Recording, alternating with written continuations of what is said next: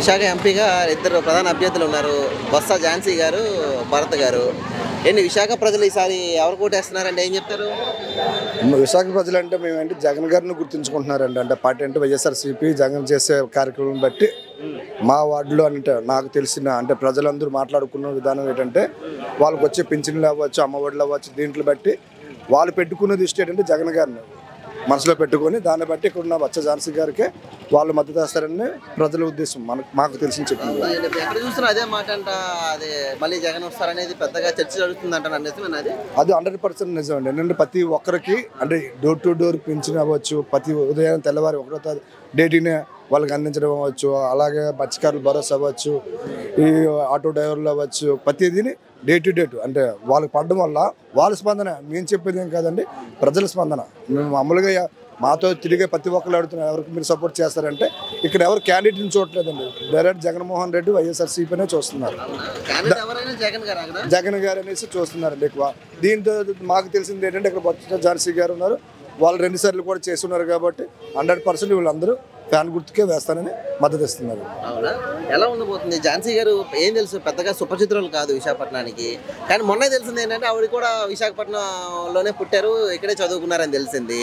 ఇప్పుడు ఏం చెప్తారు? భరత్ కూడా బలమైన అభ్యర్థి, ఝాన్సీ గారు బలమైన అభ్యర్థి. మన అవదా కష్టం అవదా? ఎందుకంటే 3 పార్టీలు కలిసి వస్తున్నాయి కాబట్టి. అది కొద్ది కష్టం అనుకున్నా సరేనండి. ఇప్పుడు కొత్త వాళ్ళు అంటున్నారు అంటే తెలియదని అనుకుంటున్నారు, దానికి యాక్సెప్ట్ చేస్తాం. గతంలో కార్పొరేషన్ ఎలక్షన్లో మేము చూసిన ప్రతి ఒక్కరూ లేడీస్కి ఇచ్చారండి. ప్రతి ఒక్కరు కొత్తవారే అనుమూలు లేక అన్నారు, కానీ వాళ్ళైతే డెవలప్మెంట్ బాగానే చేస్తున్నారు వార్డులో.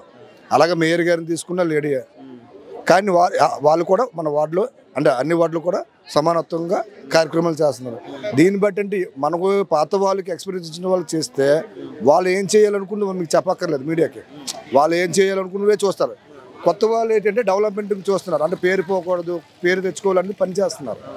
మేము ఆ ఉద్దేశంలోనే చూస్తున్నారు. బొత్స ఝాన్సీ గారు అంటే వాళ్ళ ఫ్యామిలీ మెంబర్స్ ఆల్రెడీ చేస్తున్నారు.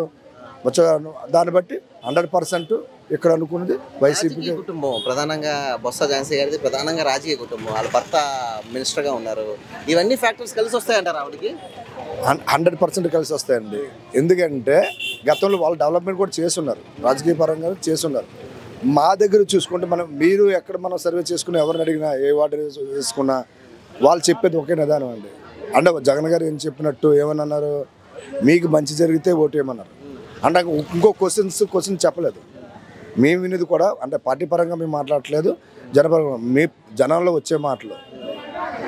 మనం 100% అవ్వకపోయినా 98%, 90%, 100%, 100%, 90% అయితే పనులు జరిగాయి. వార్డు వేజ్ అవ్వచ్చు, ప్రతి ఒక్కరికి అందవలసిన నిధులు అయితే కన్ఫామ్గా. దీంట్లో నిదానంగా ఈ ఒక నెల తీసుకోండి. ఒక నెల మన పింఛన్లు అందకపోవడం వల్ల ఎంత ఇబ్బంది పడుతున్నారు.